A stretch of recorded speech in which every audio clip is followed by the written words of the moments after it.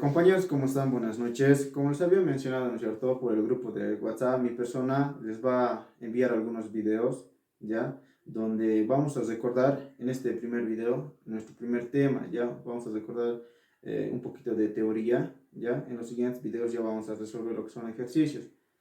Así que vamos a empezar, compañeros. Bueno, nuestro primer tema había sido, ¿no es cierto?, lo que es combustión. Para entender lo que es una combustión, primero tenemos que saber qué es un combustible, ¿ya?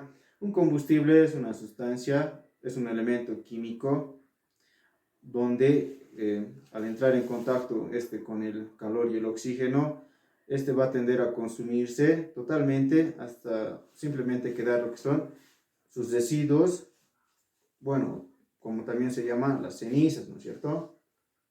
Ahora, para que exista una combustión completa, tiene que ocurrir tres cosas, tiene que haber tres condiciones, ¿ya? Uno, tiene que existir una combinación química, ¿no es cierto? ¿A qué se refiere esto? A que nuestros elementos iniciales no tienen que ser iguales a nuestros elementos finales. Por ejemplo, si nosotros tenemos, ¿no es cierto?, como combustible la gasolina en su forma líquida, lo ponemos en presencia de calor y en contacto con el oxígeno, ¿no es cierto? Este va a llegar a consumirse, ¿no es cierto? Y lo que va a desprender es un dióxido de carbono y agua en forma de vapor. Esa es una combinación química, ¿no es cierto? Que nuestros elementos iniciales no tienen que ser igual a nuestros elementos finales. Segundo, ¿qué tiene que ocurrir? Les voy a poner un ejemplo. Entramos nosotros a la cocina, ¿no es cierto? Abrimos la llave del gas, la llave de la cocina, agarramos un fósforo, ¿no es cierto? Y al instante, cuando agarramos el fósforo, encendemos, ¿no es cierto? Se escucha un boom, ¿no es cierto? Eso es la segunda condición, ¿ya? Es una explosión violenta, ¿ya? Nuestra segunda condición es que tiene que ocurrir una explosión violenta. Pero esta segunda condición, ¿no es cierto?, es algo especial. ¿Por qué?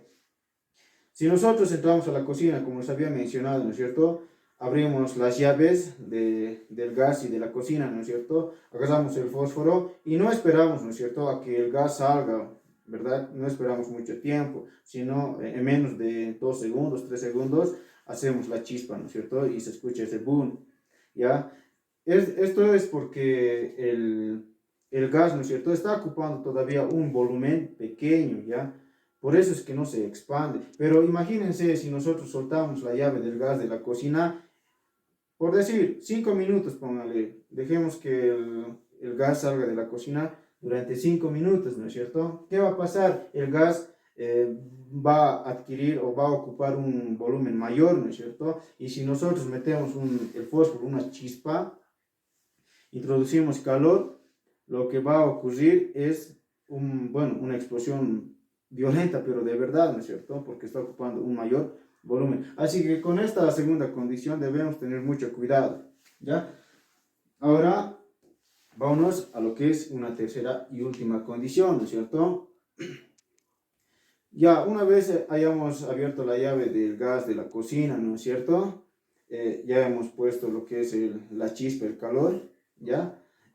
Lo que generalmente nosotros lo llamamos el fuego, está ardiendo la cocina, ¿no es cierto? Acercamos nuestra mano y ¿qué sentimos? Que nos quema, ¿no es cierto? O sea que la cocina está desprendiendo calor. Así que nuestra tercera condición es que tiene que haber un desprendimiento de calor, o sea, tiene que el combustible al estar consumiéndose tiene que desprender calor, ¿ya? Estas son nuestras tres condiciones para que exista una combustión, ¿ya? Ahora, habíamos dicho que el combustible, ¿no es cierto?, es un elemento químico, ¿ya? Una sustancia química, donde este combustible tiene elementos activos y elementos pasivos, ¿ya? Los elementos activos son los que van a reaccionar, ¿ya? En los combustibles generalmente están compuestos por carbono e hidrógeno, ¿ya? Y algunos otros combustibles están compuestos, ¿no es cierto?, de azufre, ¿ya? Pero el azufre puede ser algo peligroso. ¿Por qué? Porque al entrar en contacto con el calor y con el oxígeno, carbono e hidrógeno más, puede dañar a lo que es nuestro medio ambiente, ¿ya? Así que en el combustible los elementos activos que nos sirven van a ser el carbono y el hidrógeno.